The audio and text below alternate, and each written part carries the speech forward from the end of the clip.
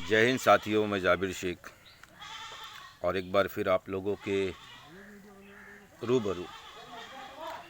और आज का जो बात करने का विषय है, जिस तरीके से हदसर के अंदर यूपी में एक मासूम बच्ची का गैंगरेप होता है और उसके बाद किस बेरहमी से उसकी ज़बान को काटा जाता है, उसकी गर्दन की हड्डी को तोड़ा जाता है और उसके बाद उसको जबरन जला दिया जाता है। तो क्या ये जो 4 आरोपी जिनके नाम रिंकू, अशोक और क्या क्या है, तो इनके ऊपर योगी सरकार एनएसए कब लगाएगी और इनके घरों पर बुलडोज़र कब चलाएगी?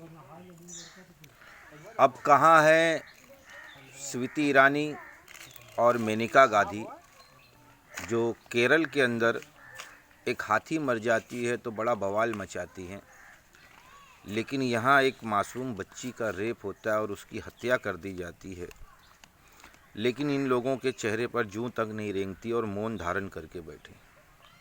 उसके बाद हम आते हैं ये जो दलाल मीडिया, भाड़ खाऊ मीडिया जो है, जिसको अगर दलाल कहना भी उसकी दलालों की तौहीन है, क्योंकि दलाल अगर किसी चीज़ की दलाली करता है तो वो चीज़ अच्छी दिलाता है लेकिन अपना परसेंटेज लेता है।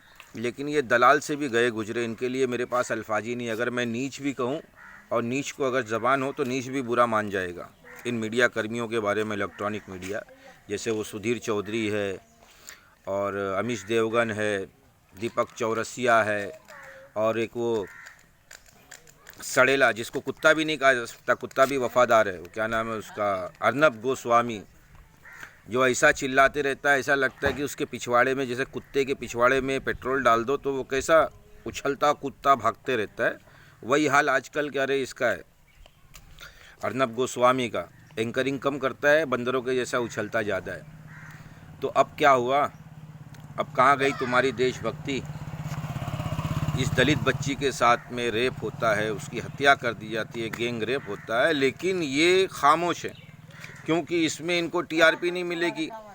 ये कोई सेलिब्रिटी नहीं है, कोई पैसे वाले की औलाद नहीं है। ये तो ऐसा होगा कि जब इन एंकरों की माँ बहन बेटियों के साथ में जब ऐसे दुष्कर्म होंगे तब शायद, मेरे ख्याल से शायद इनका ज़मीर जाग जाए। लेकिन अगर वो भी मेरे ख्याल से अगर कोई पार्टी वक्ता होंगे या पैसे वाले होंगे तो शायद इनका ज़मीर मर जाए। उसके बाद आप देखें कि इन 78 दिनों के अंदर, जब से सुशांत सिंह का केस का चल रहा है, 78 दिनों के अंदर कई हज़ार हत्याएं हुई, कई हज़ार बलात्कार हुए, हज़ारों की संख्या में किसानों ने आत्महत्या की।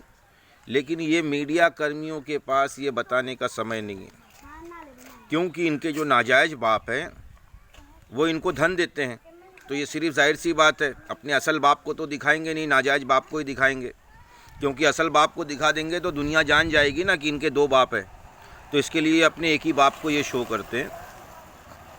माफ़ करिएगा मेरी बातें किसी को बुरी लगे, लेकिन क्या करूं, दिल तो ऐसा करता है इनकी माँ बहन की ऐसी गंदी गंदी गालियां दूं ना।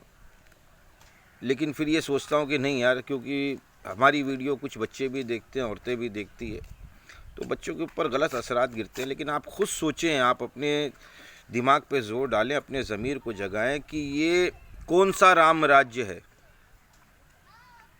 कौन सा भ्रष्टाचार मुक्त भारत है? क्या इसी राम राज की स्थापना करने के लिए आप 2014 में आए थे कि आए दिन माँ बहन बेटियों के साथ में दुष्कर्म होगा और आप मौन धारण करके बैठेंगे? ना ही सरकार कुछ कहेगी, ना ही मीडिया कर्मी कुछ कहेंगे। तो ये तो हालात है दोस्तों, ये सोचना है। और मैं ख़ास कर कहूँगा ये बिहार की जनता से, जैसे अभी बिहार का इलेक्शन है, तो जिस वक्त ये कोरोना की महामारी चली थी, लोग गाड़ियों पे, ट्रकों पे, पैदल, जिसको जैसे हो सका वो वैसा अपने घर की तरफ वापसी हो रहा था। लेकिन हमारी सरकार कंगाल थी, हमारी सरकार गूंगी थी, हमारी सरकार बहरी थी, हमारी सरकार भिखमंगी थी, क्योंकि पैसा नहीं था हिंदुस्तान की सरकार के पास। लेकिन बिहार चुनाव आते के साथ ही आप देख लें, अब स्कॉर्पियो, इनोवा तो फॉर्च्यूनर में घूम रहे हैं और क्या कह रहे हैं, 60 लाख करोड़, 80 लाख करोड़, 20 लाख करोड़, लो पैकेज पे पैकेज। क्या जाता है बोलने में, थोड़ी जाता है। मेरी ज़बान को अच्छा लगा मैंने बोल दिया, तुम्हारे कान को अच्छा लगा तुमने सुन लिया, बाकी कैसा पैकेज और कौन सा पैकेज। तो इसके लिए शुरुआत बिहार से करें। ऐसे दोगले और निकम्मों को उठा के फेंको और ऐसे लोगों को सत्ता में लाओ जो देश हित की सोचता हो, देश के लोगों का सोचता हो। ऐसे लोगों को लाओ, चाहे वो किसी भी पार्टी से हो, किसी भी धर्म से हो, उससे मतलब नहीं है। लेकिन ऐसे जाहिल निकम्मे चोरों को उठा के फेंको। शुरुआत बिहार से करो, धीरे धीरे पूरे हिंदुस्तान से सफाया कर दो इन निकम्मों का। क्योंकि ये निकम्मे अगर ऐसे बैठे रहेंगे, इनकी खुद की तो औलादें हैं नहीं, ये खुद रंडवे, ना इनकी बीवी है ना बच्चे हैं, और ना इन्होंने कभी अपनी माँ की अहमियत को समझा, ना कभी अपनी बहन की अहमियत को समझा, ना अपने बाप की अहमियत को समझा, ना ही अपने रिश्तेदारों की अहमियत को समझा। क्योंकि जब आदमी परिवार बसाता है तब वो रिश्तेदारों की अहमियत को समझता है।